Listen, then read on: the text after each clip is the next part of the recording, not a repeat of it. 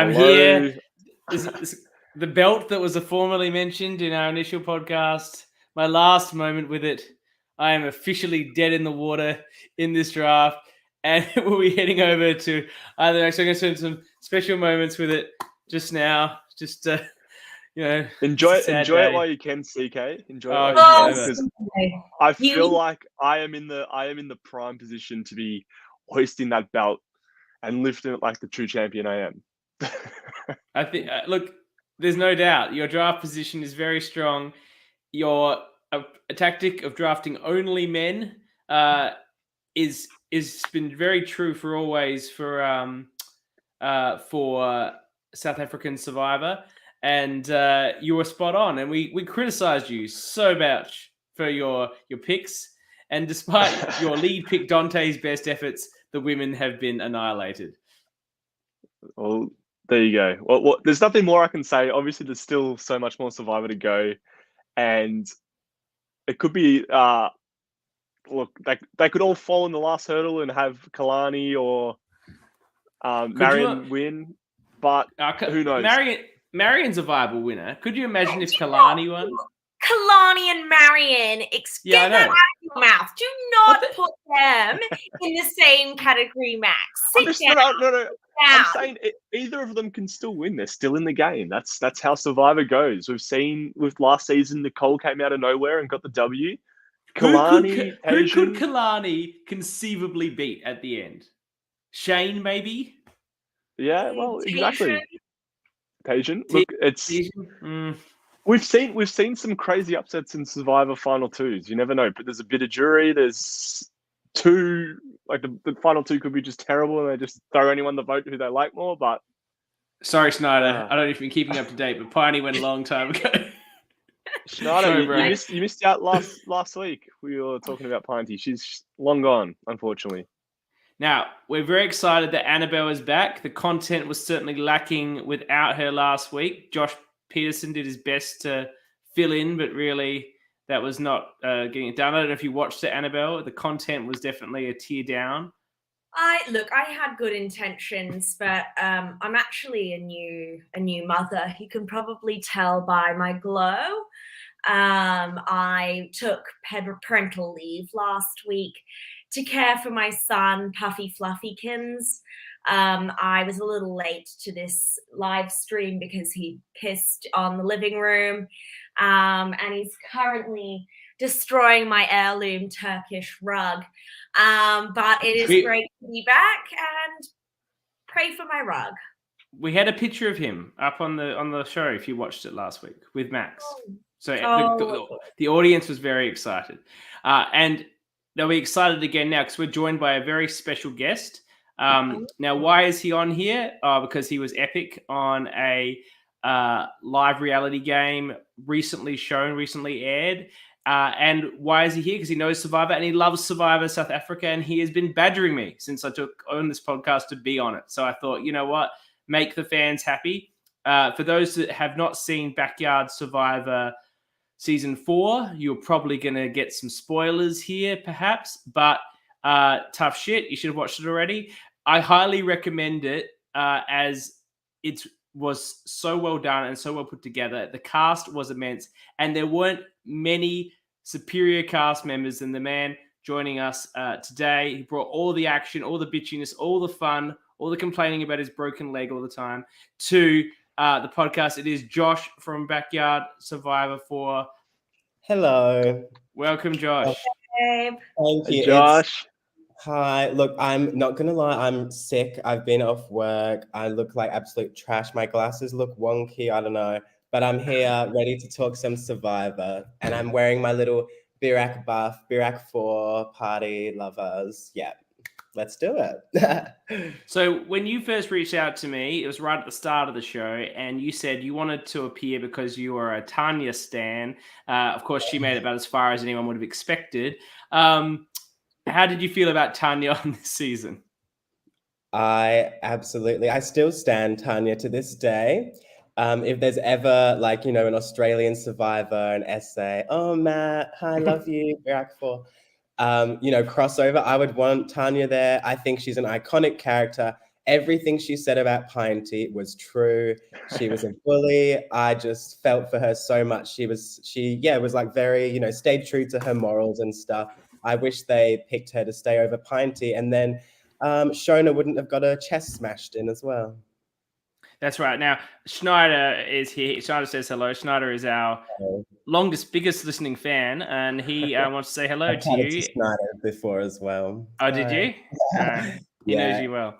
That's so impressive. I always thought that like this was something special just for us. Are you telling me that Snyder's out there self-promoting on all live reality games podcasts? Yeah. Because that's a huge shock to me. Yeah, he was on the Backyard Survivor season 4 ones. Yeah. My God, I never saw this coming. He wants to tell us his performance once again, and he's such a big supporter of live reality games that we put him up. He led laps. Now, Max, you laid into Schneider last time when he mentioned leading laps. I think you wanted to know if he got the W, and you weren't happy that he didn't. No. I said last time I think you said he came 13th, and then I said as long as you're doing better every week, that's all that matters. Until the end of it, you eventually get the W.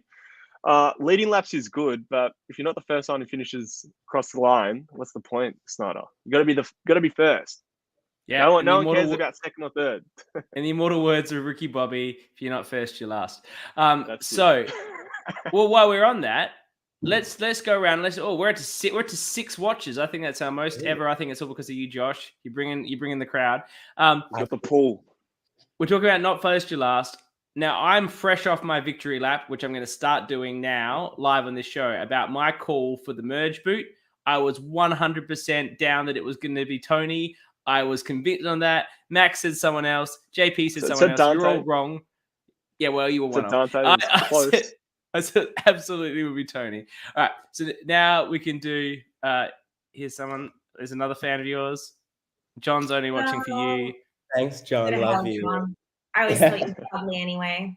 It's absurd, John. Like the three of us, you actually played an LRG with, you know. Anyway, screw you, John. I met John like last weekend in Melbourne. I met up with some of the Survivor people. It's cute. Yes, well, they've started doing the cast announcements for Melbourne Survivor 3. The first one, the fabulous Tash, came out this week, and it's not going to be a surprise that the three of us are on it because everyone knows that from all these podcasts. But we were there with John, so who's whatever, spoilers, who cares? So we all played with him, and yet he's still only here to see you. So disappointing from John. Very disappointing. SARS. So anyway, let's go around and let's pick who do we think the final 2 is going to be. Just because we're going to have 4 episodes now, and then I think there'll probably be the finale next Tuesday morning. We'll be watching it. So who's left? Schneider wants to know who's left. Maybe Schneider's not actually watching the show; he's just watching us. Why don't I pull up? I'll pull up the graphic. Someone talk about something while I manage this graphic. So who's left? We've got Tajin, Shane, Phil, Marion, Kalani, Felix, and Dino. Yeah. You were prepared for that. Wow. Got the list here. Well, I know that because the majority of that list are my picks still, CK. So I am in this game. I am committed. I am 100%. Well, Josh, you can see the draft in front of you now, and Oh my gosh. if you know what's happened now, obviously, but like looking at this draft leading before knowing the results, who do you think had done a good job and the best job for the draft? From memory, I think I remember you, CK, didn't support women. Was that? Oh no, it was Max. No, that's Max. Women. That's why Max is. That's why Max is dominating. Words like that in your mouth. No, I was very clear. 100% support women. It's just for this strategy, I decided to go with an all-men cast, all-men picks, and at the end of the day, has this strategy paid off? Yes. I have 4 players left out of 7. I have a full no BS alliance intact with Shane on the side. And I have a potential, like all 4 of those people, maybe 3, the 3 in the no bullshit alliance are the potential winners there, I feel. One of those 3, It's not that Max is sexist. He's just strategically mirroring the sexism of society for purely strategic purposes. And he'll have you note he did throw in a token brown guy as his last pick in a moment of panic. It wasn't my last pick. It wasn't my last pick. Josh, Very look. suspect. We've been giving Max a lot of shit about this call, but as a fan of South African Survivor, if you're picking a winner, it often is a man on this show. Like Season 8, surprise result with Nicole, which was fantastic.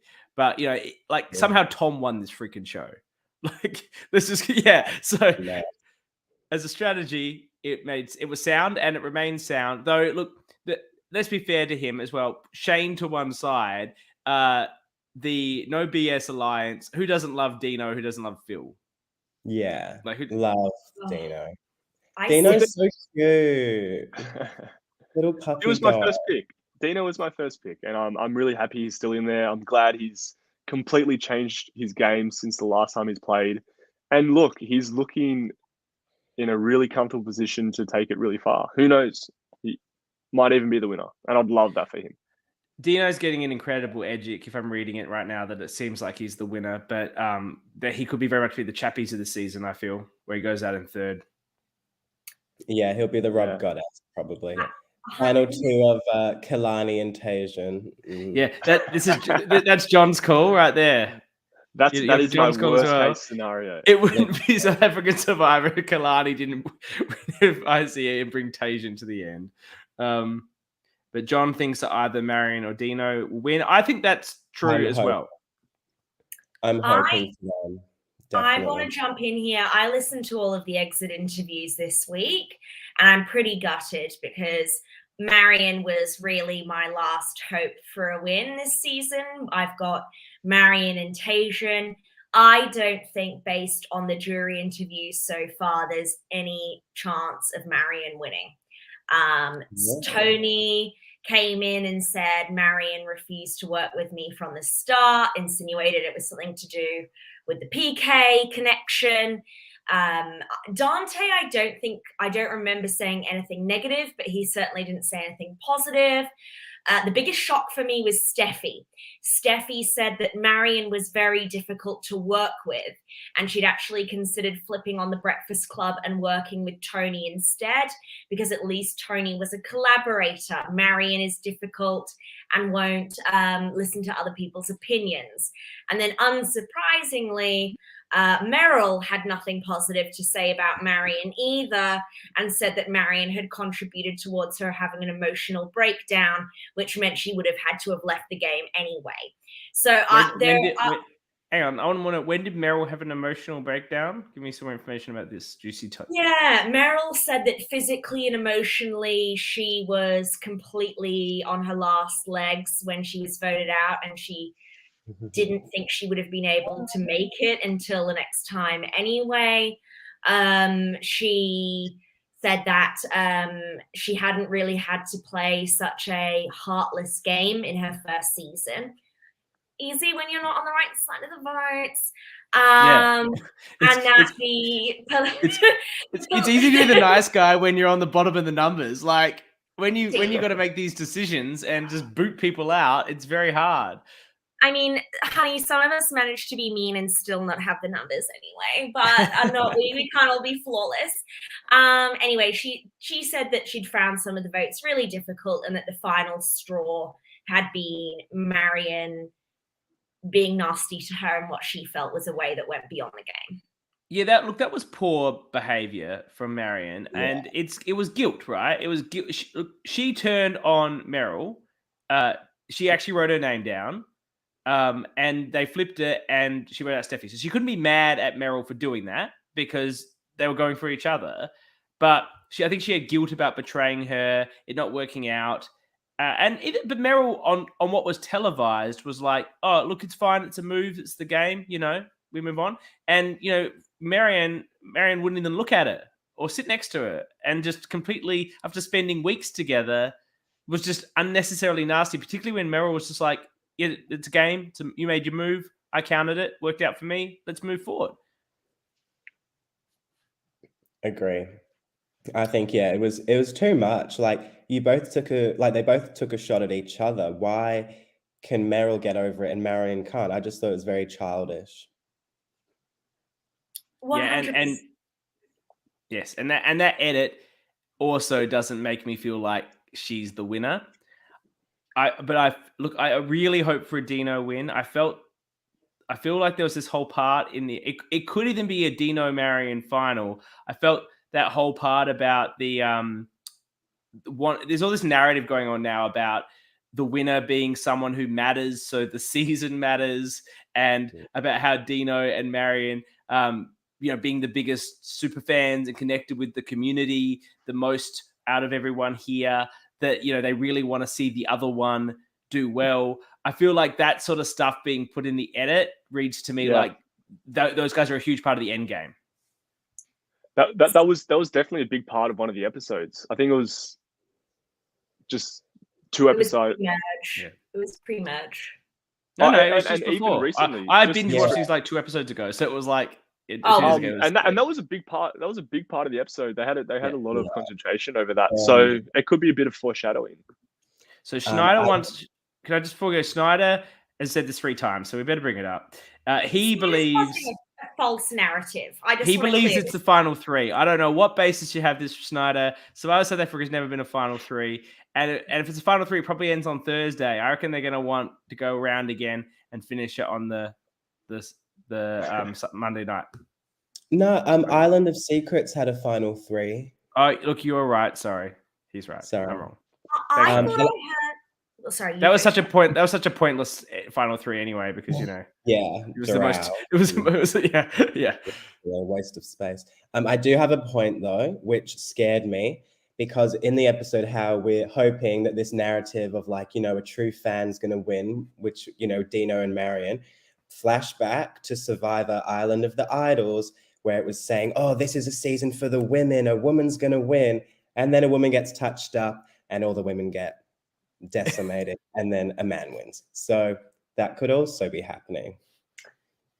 Look, there wouldn't be a more South Africa, like we talked about Kilani beating Tajan as the South African ending. I think Shane taking it out is the South African ending. I would love to see it. Look, that's still good for me, CK. He's my pick. I'll still take that. You'd love to see Shane win? Not that I'd love to see him win. I think that would be hilarious.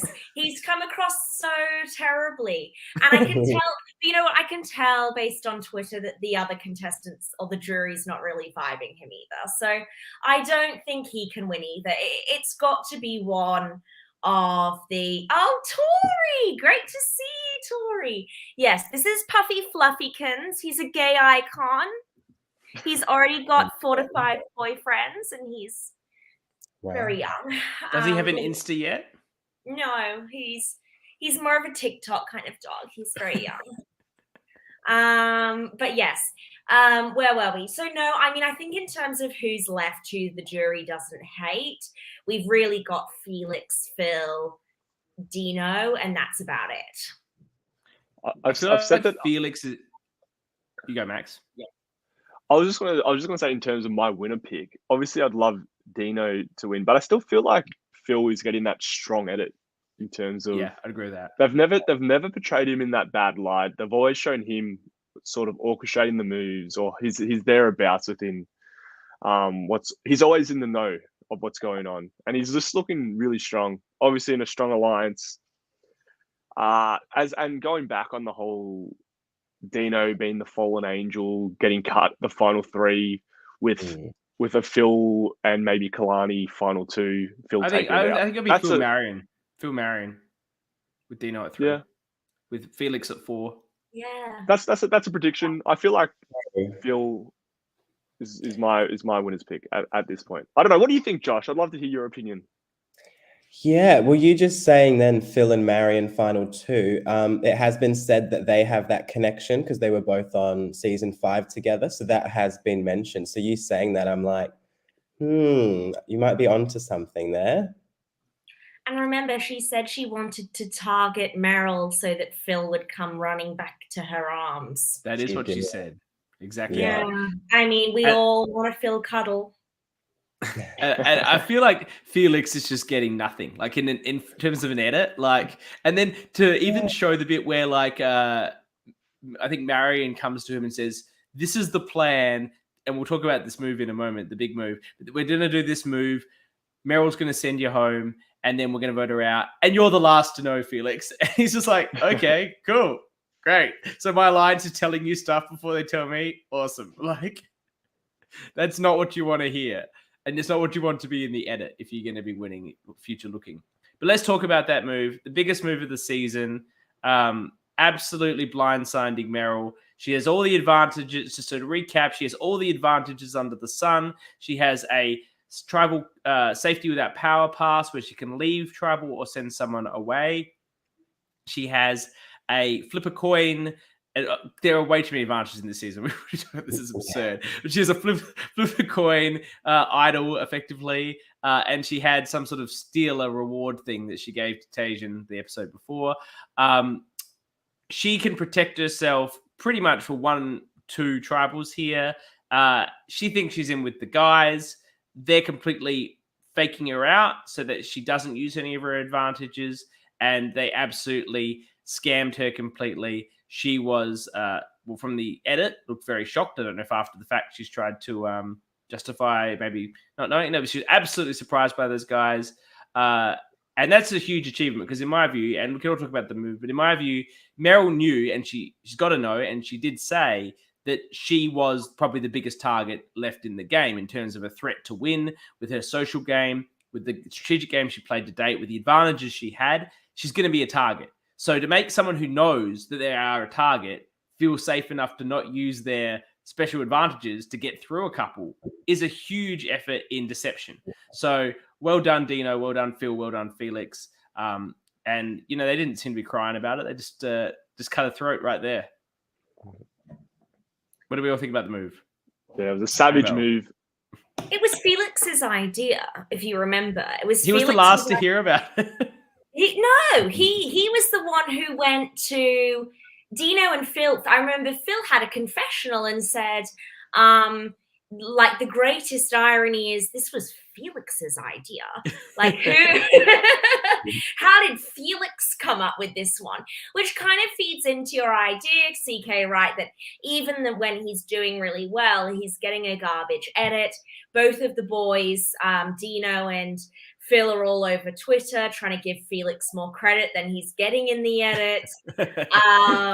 You know, bless his little socks.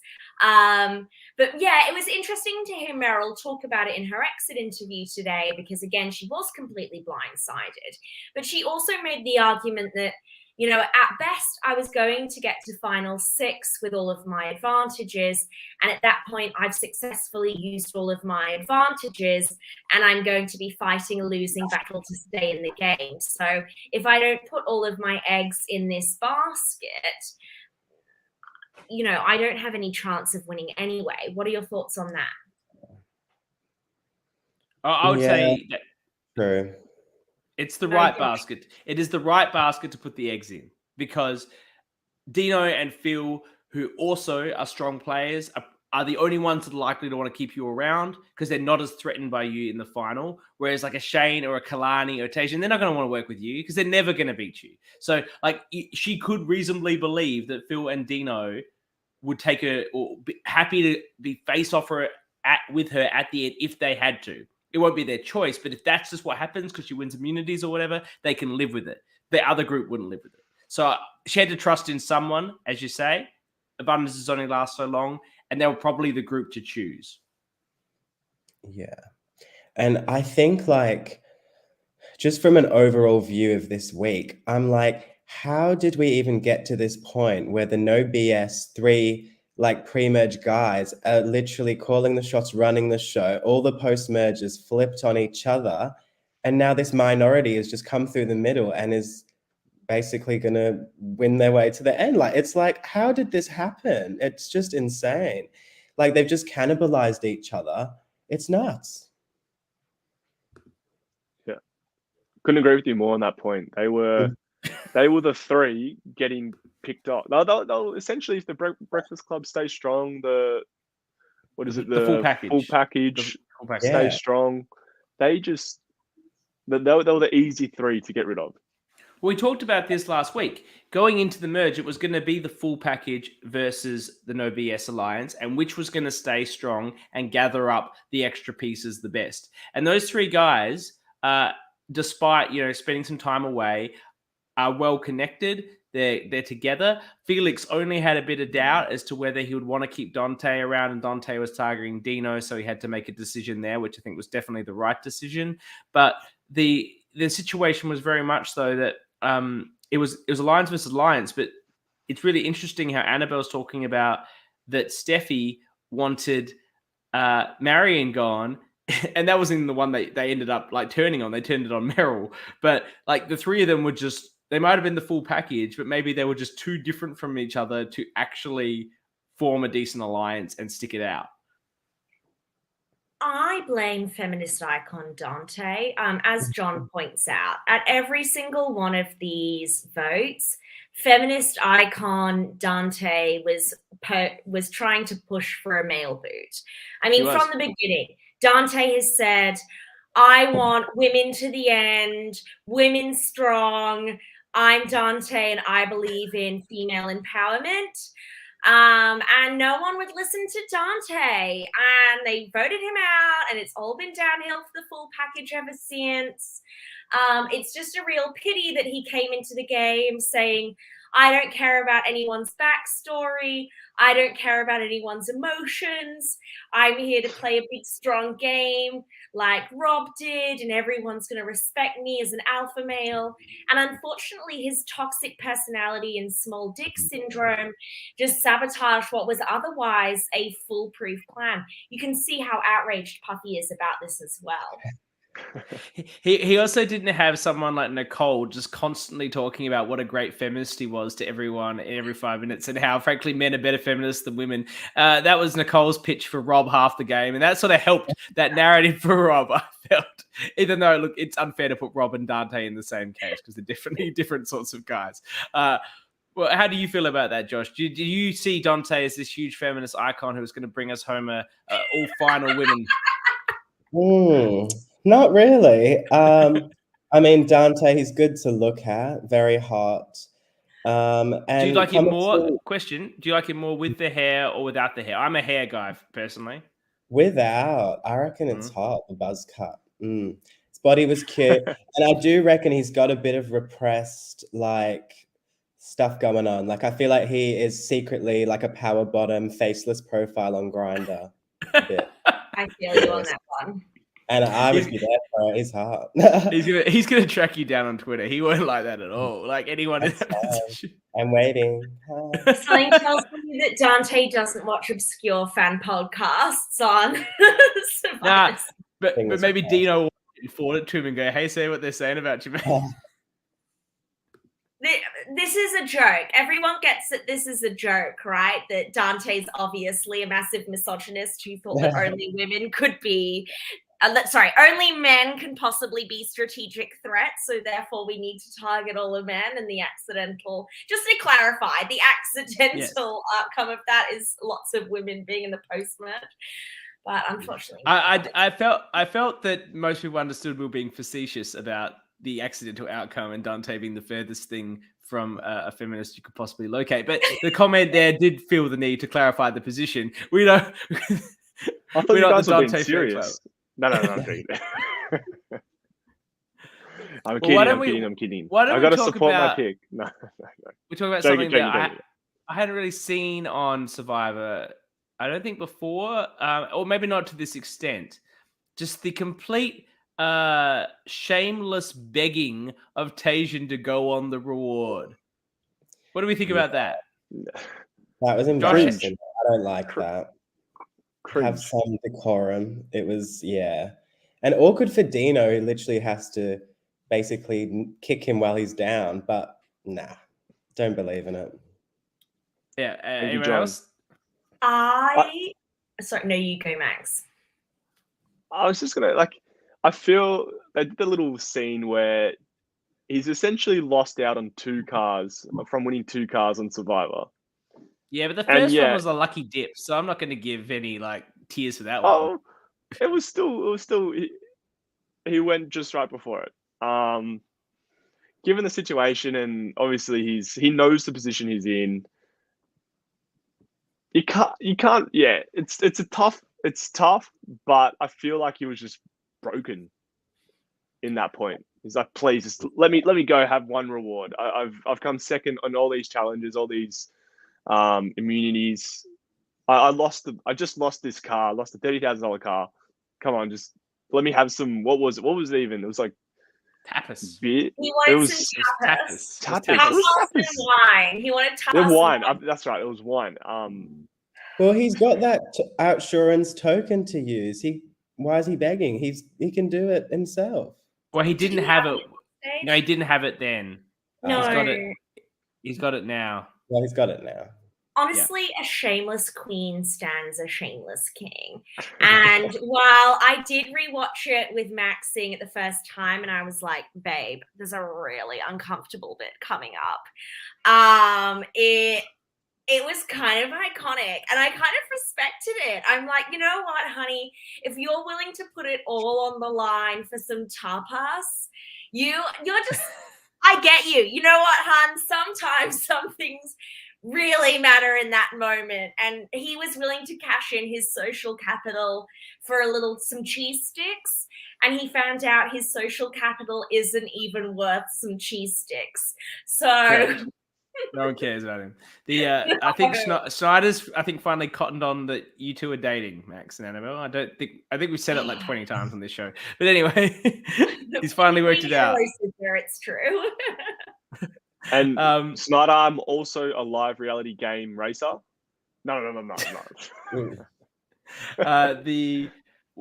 They continue to just rip off Australian Survivor challenges on this show. They've basically gone to the drawing board of what did Australian Survivor do, and let's break that out because we can't think of our own ideas. They did the merge challenge, pick your food when you finish the challenge task this time, and a lot of items were covered and some were uncovered, and I can't understand the reasoning for some of these people to take a covered item when there is actual food uncovered. What do we think about that? What would you do? Would you take... They're going for a potential advantage. Advantage, CK.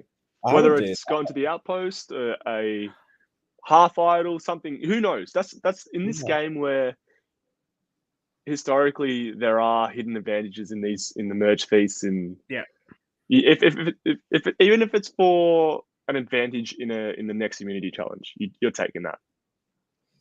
I was hoping there would be an advantage or an idol hidden in Steffi's rice, like on Backyard Survivor Season 3.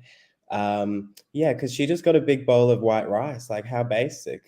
But yeah. And Dino got the reward, that thing. Yeah. What even is his? Something about day 32. There's a legacy advantage, like in game changes. It sends you to the outpost or something. Yeah, on day 32 for some sort of advantage. So there are too many advantages in this season. It's like when they had Meryl and they're gonna do a roll through all her different advantages. It's like she's doing her camera stuff. Like there's too much, too many. I saw a comment somewhere and it was like, or the credits like rolling through Meryl's advantages, like Debbie's different job titles on or whatever. Yeah, it's exactly like that. So it's because he can gift it to someone when he gets voted out. So that's why it's like the legacy advantage. So if he gets so someone's going there on day 32. And I found it really interesting, that scene. I'm jumping back to it because we're talking about his advantage. He showed it to Marianne and said, like, now you have an advantage. Now, you're not like, were you gifting it to her? I wasn't really sure what the context. That's what I thought as well. It did seem like he was gifting it to her, and I'm like, why would you do that? Why would he even tell her? Because that gives her an incentive to vote him out, like Sarah and Sierra in Game Changers. If he said, I'll give it to you if I go, like exactly like Game Changers. I feel he feels very secure in his alliance. But while we talk about her and advantages, you want to say something, Annabel? I did. Just before we move on to that, I had a really serious question about the merge auction style. And that was, what would you have preferred to have got? Steffi's plain bowl of white rice or Tony's boiled egg? Josh, starting with you. Probably the boiled egg, just because it's something different, because you'd be on like boring white rice every day. So maybe the egg's a bit different. For me, it would depend on how hungry I am at the time.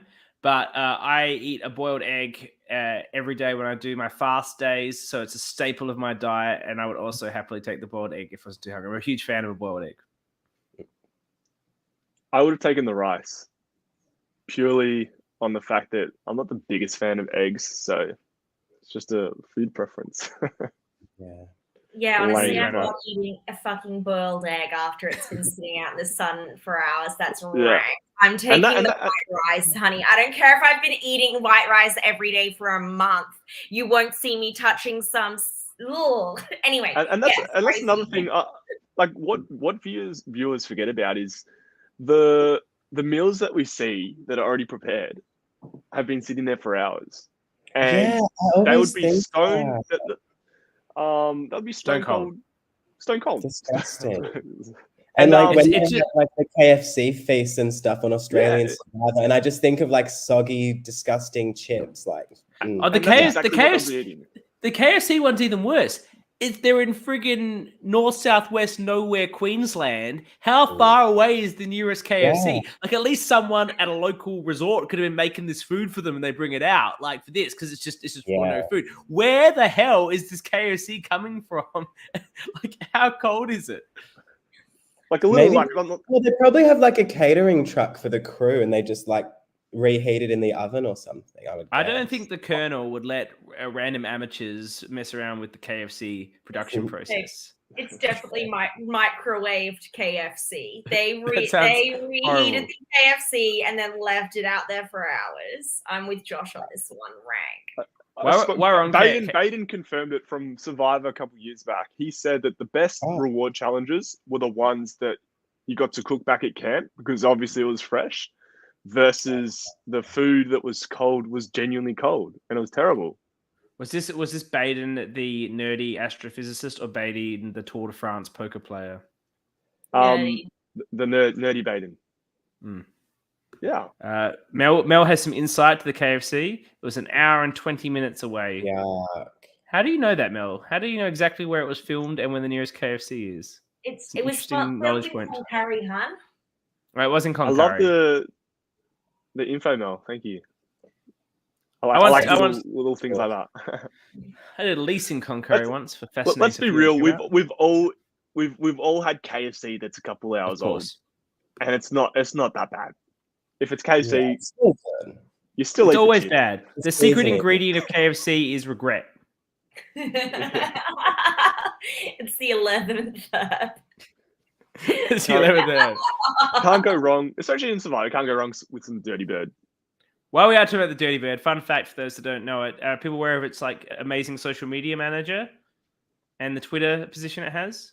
So for those of us that you were going to get your mind blown, go and check your Twitter if you don't believe me after this. The KFC official account only follows 11 people. It's the 5 Spice Girls and 6 random dudes called Herb. Oh, I love that.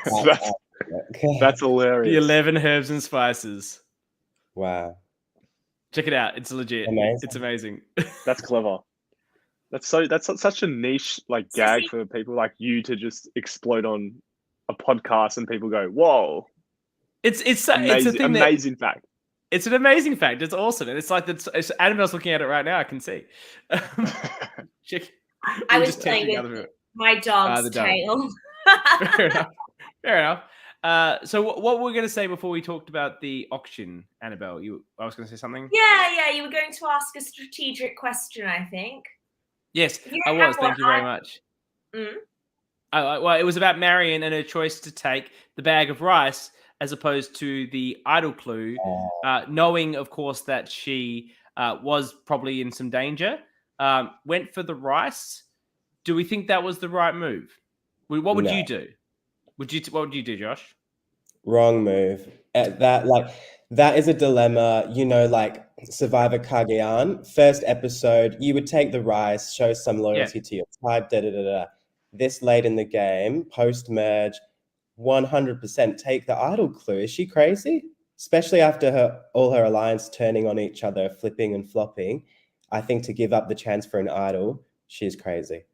I agree. What about Max? Yeah. I completely agree with what Josh said. I think more damaging again is that she's getting a bit of a crybaby wee wee pants vibe around camp.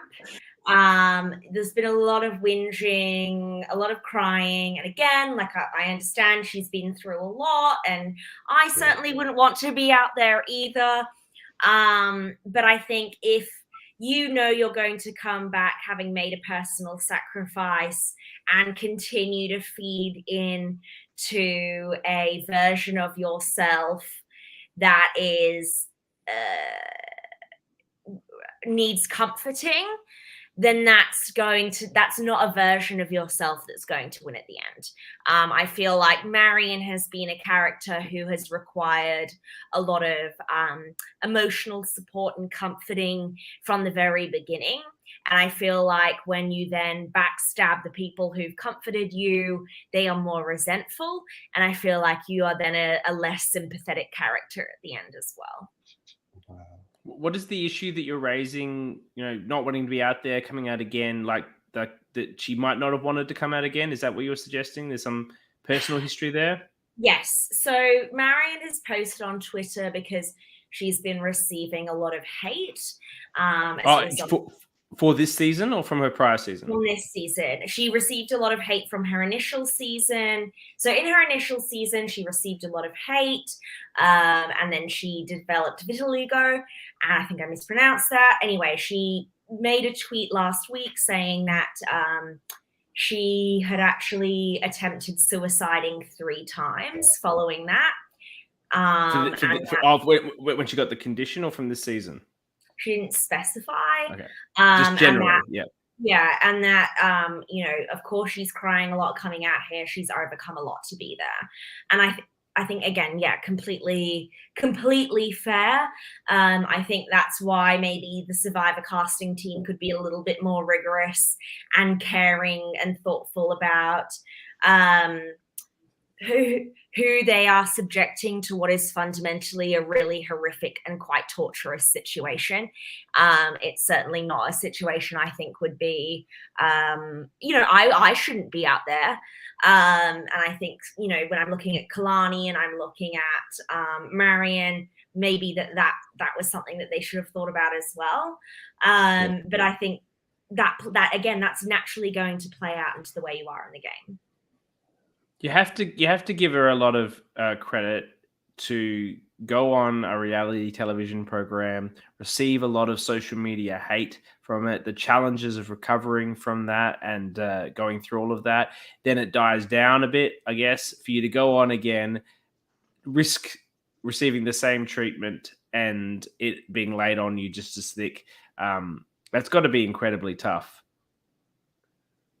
Yeah, of course. Definitely. Maybe you shouldn't have called her wee crybaby pants. Crybaby wee pants. Oh, I'm saying that's the edit she's getting. She obviously is very. People love her. I mean, people want to flock to her and comfort her. The feedback she gets from the people who are out there at the time is that everyone loves Marion. So there's clearly a narrative she could have that we're not seeing. And clearly what they're showing us is Marion crying every episode, Marion being comforted, and certainly what they're saying in the exit interviews as well feeds into that as well. I'm not saying that she's done. My argument, I think, is that the casting gets a lot out of casting people on reality TV who perhaps shouldn't be on reality TV in this situation. And they care more about the show and the ratings and the value of the characters and people's mental health. Like, you make the right point about casting. Equally, there's a point about the edit. Like, there's always whatever they put on is something you did, but it's such a condensed version of you that they choose the story they want to tell of you. They choose the sort of character they want to make you, you're going to lean one way or the other. Like you can't make, you can't make Dante a hero as much as we've tried on this show, right? As much as we tried feminist icon Dante, like there are certain people that are just a certain way. But I think you could tell two stories for Marion, and they've chosen one, and that's a deliberate choice, and that's a choice that's going to receive more negativity for her on social media and knowing her circumstances, that choice has to be questioned. Yes. And going on from that, it's so unfair how the public, the people who watch this show, decide to comment on one specific edit I've seen from a person that they have never met before, and then obviously the aftermaths and the impacts, the hidden impacts that affect the people who go on reality TV or Survivor. And as you said, Annabelle, it's crazy how people can just comment in such a negative way on people. It's cowardly, just hiding behind a screen. I believe. Did you experience? I feel like there should be more policing. There should be more policing on how, especially social media sites within like small niche communities and forums, of how people act on. Oh, that was such a dumb move, voting out Meryl. Why didn't they vote out Dino? Like, it's silly. Yeah, yes, we all want to have a voice and we all want to say something, but if it's not nice, you shouldn't say it. This podcast has gone very deep. Well, let's just liven up a bit. Josh, did you get a lot of hate mail from your backyard? Yeah, Josh, talk to us about your cyber bullies. Well, if you watch the season, you can know that I love a good argument. I can defend myself. So, any comments anyone would say is water off a duck's back.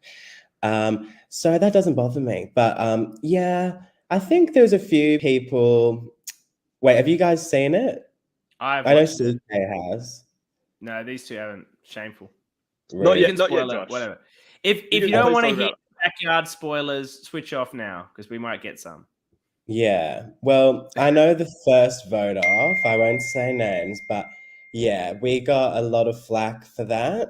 Okay, actually, I was giving you some flack. I was giving you some flack for that one. We Francesca'd somebody. They Francesca'd someone. Can you believe it? Yeah. So they had returning. That's hilarious. So those haven't seen the show. I know the concept. There was three first boots. But I'm putting the audience too. There were returning players. 3 first boots from the prior seasons of Backyard Survivor. One was on each tribe, and Josh was on the tribe. There was a group of 4 of them. That's the Barack 4 that he's highlighting there. They stuck together for most of the game, and there were 2 people on the outside of that, and they really could have voted for the other guy. Like, it wouldn't have made a difference if you voted Holly or Ken. That's where I came down to it. Like, you could have just voted for Ken. Like, what would it have really mattered? Holly could have gone next, right? But they still Francesca. And then how did you feel though? So they probably thought, well, she's going to redemption, so she's not actually out yet. Except then she went out first from redemption as well. No, we knew she's got no chance of winning her way back from redemption as well. It was just the vibes we got. We just didn't vibe, couldn't sort of connect socially. It wasn't based on trying to be nasty or anything. Just the situation, it was what it was. And she was coming for me as well, because I did fracture my knee and mess up the first challenge. But yeah, we did what we did. And yeah, that was really awkward. Like at the viewing party, sort of the backyard community, a lot of them are like friends of friends. And, because it's been going a long time, and then they've got to know each other through the seasons as well. And I think, they're like the same sort of social friendship group. So they're all besties. And then me and the Birac 4, we're sitting there next to Holly and all the crew who are besties and obsessed with her. And then the episode's me saying how shit she is, and we're all voting her out and bully her basically. And then we're just sat there like, hee hee. But that's all right. We've got to own it. Just do what I did to Fu on her interview and blamed her for not giving Holly the idol. Like that's her fault, not yours. Yeah. Why do you think of Holly the idol? Anyway, so you got some hate for that. You know what it's like, and that, to be honest, there was a lot of hate for that. I'm in a large group chat with Matt, who keeps popping in here. He has a comment here about the issue we were talking about.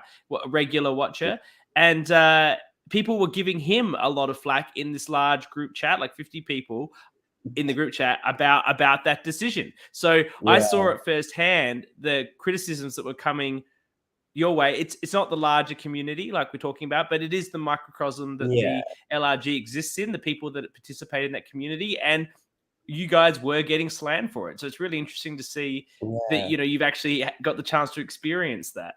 Yeah, I loved it. Full experience. And you know what? I'd do it again. I think the difference is being attacked for a move, for being attacked for being a bitch on the show, for being a bitchy person. When you wanted to do that is fine. I think it's when people fight, like she didn't go out there wanting to be attacked for being emotional, I guess is the position. Like you know, when you're saying things on the show, like I'm going to come across as such a bitch. I'm going to come across as such an awful person on this, but I don't care. Like, because you know it at the time. But I think she was probably in a different position. Yeah, I wanted to be the next Corinne. Who did you want to be? Sorry? Corinne. Corinne. Yeah. Beautiful. Beautiful. If only you had a Randy out there. Oh, well, to be honest, how old was Matt B? Could he have passed his I could. He was too young. But on the topic, Annabel mentioned about Kehlani as well. So I listened to all the pre-game stuff, and her story is heavy, like insane, what happened to her with COVID and her family and stuff. So I think we're all joking about, Kehlani will never win. And even the edit has been bullying her a little bit. Like that was funny when she's like, I'm going to take out Meryl. And then Dino's like, you're about a day behind. Like this is like she's a day behind the move. Very funny.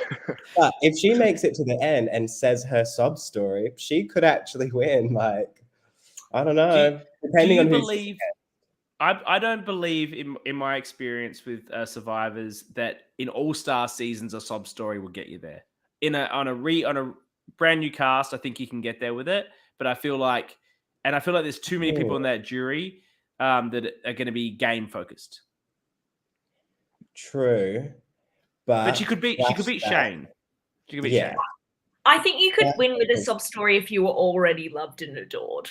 I mean, Dante's already come on and said, I don't want to hear, in his exit interview, and said, I don't want to hear about what you've been through before you came on this game. I mean, he was being deeply insensitive about some of the things that Tony has been through when he said that. But I both agree with Josh and you, CK, in that I do think Kehlani could win at the end if Kehlani was already adored by everyone on the tribe, but I just don't get the vibe she is. Yeah, true. Actually. Can I put my 2 cents as to why I think Kehlani won't win?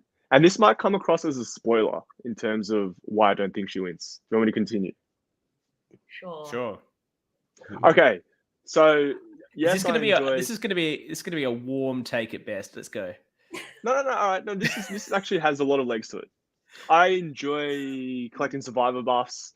I'm part of the groups, and Dino is actually selling Kehlani's merge survivor buff. If she's winning this game, do you think she's selling her survivor buff on a open Facebook group? Is it for charity? No. Because maybe she just won 2 million rand. She's like, I'm going to get something to charity. No, I agree. She sells it, but she sells it once it's a win. That's right. There's no way she starts. You're not selling it. You're not letting Dino sell it as well, of all people. No, the reason why Dino said it's because Dino's active in that weird community that you're in about collecting buffs. Why so not he's got the connects. Yes, you're right. You'd wait till she wins. He does have the connects. Magic.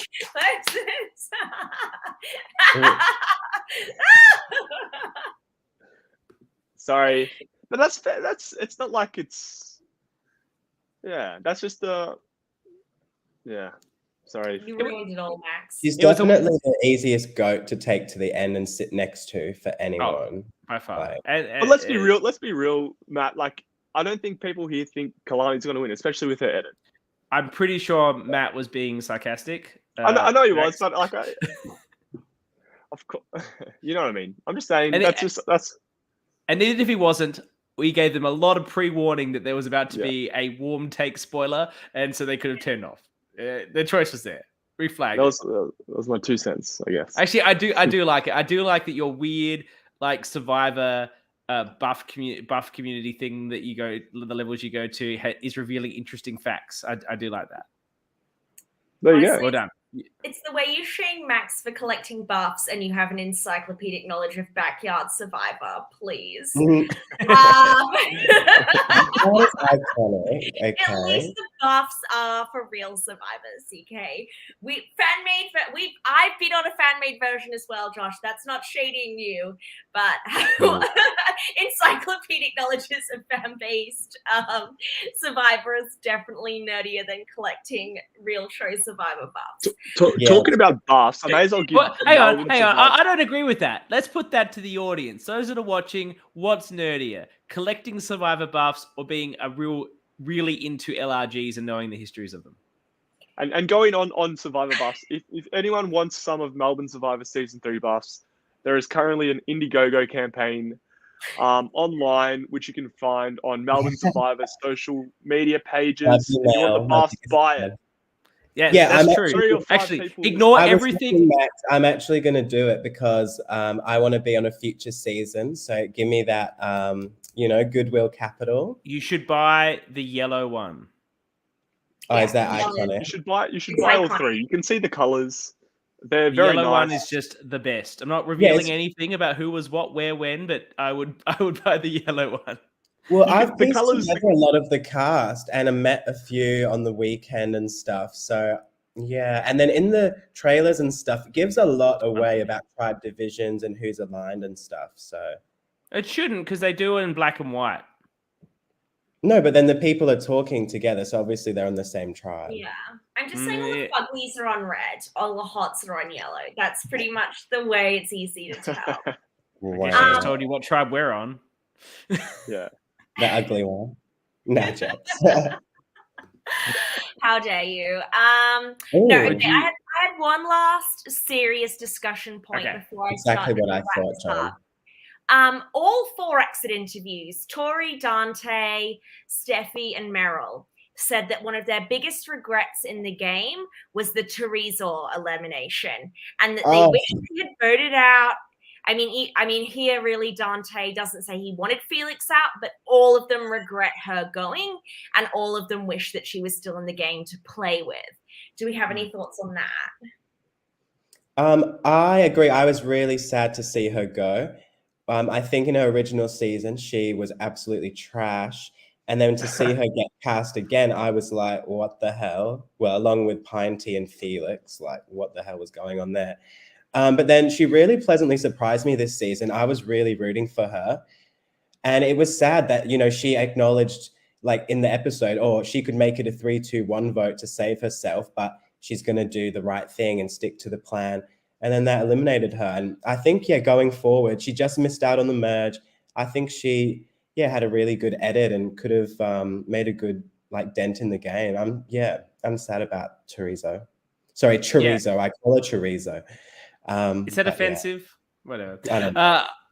I agree about Felix. Why is Jacques not on this season? Let's look. Well, there was a few comments on Reddit, and I'm pretty sure Jacques is traveling the world. He was on a podcast and he was like, "Oh yeah, I'm in Scotland or something." So I don't know what his job is, but he's traveling around. I've said no. And yes, I think he said no, and then also. My girls, Ting Ting, Carla, and Josie, apparently they all said no as well. So I think that's why we saw some of the lower tier people like Pine Tea get on the season. Oh, and Werner as well. He said no because I think family, something to do with his family. So quite a few iconic players said no. Maybe even CPay as well. I reckon they would have struggled with back-to-backs from season 8 as well. People didn't want to do back-to-back. Yeah. That's always a rough go. And I think your Santony, who they absolutely would have asked Santony, was probably like, I don't want to do 2 in a row. Chappies is like, yes. Chappies is like, give me more.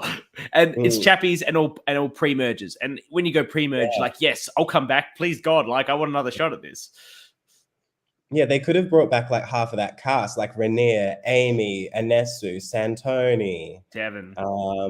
Kieran, Rainier. everyone except Warda. Mm. My boy Water. Smash. Yeah. My Smash. Oh, Smash, yes. no. Smash isn't No, eligible he's my though, boy. Max. He was my boy. He wouldn't have been eligible. Oh yeah, he made it. He's to in the final finals. two, believe it or not, somehow. True.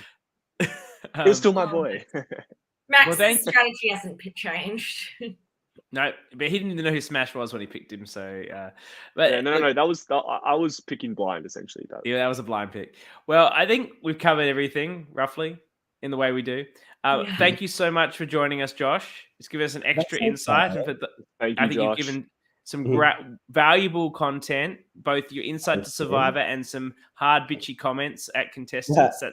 That's what we're about on this show. Yeah. Fun facts, fun, and bitching about people. So Thank you. you're a perfect fit for our group. Thank you for coming on. Can I just shout out to my biggest fans, John and Mel, in the comments? Love them, always supporting me. Love. Oh yeah, Anesu needed to be there. I also love yeah, and watch Backyard Survivor season 4, please, because it's iconic. I'm an icon, not to be up myself, but I am. Me and Michael from my season are kind of planning to do the LRG podcast for your season of Melbourne, actually. So, Wow. yeah, Watch out, guys. we'll see how that goes. So some of my Tune bitchy in. comments might be heading your way. Well, Oh, you they already absolutely called will me be. ugly, so frankly, honey. They absolutely will be heading our way, I feel. Yeah. No, I think I'm gonna like you guys. I have a theory you might be like my iconic Birac 4 alliance. So let's see how No that spoilers. goes. No No spoilers. spoilers. I don't know any spoilers, but No, yeah. and we won't give any spoilers because it will No be coming spoilers, out. The but there is a countdown is on. gratuitous sex scene between Max and I in the first episode. Ah, love that. You're gonna have to go to Pornhub to get that part of the show. Like there'll be a link in the YouTube video. Yeah, And is Maybe, that we like the Patreon for the smuggled in 40 season? condoms on set, and it wasn't us. Wow. It wasn't me.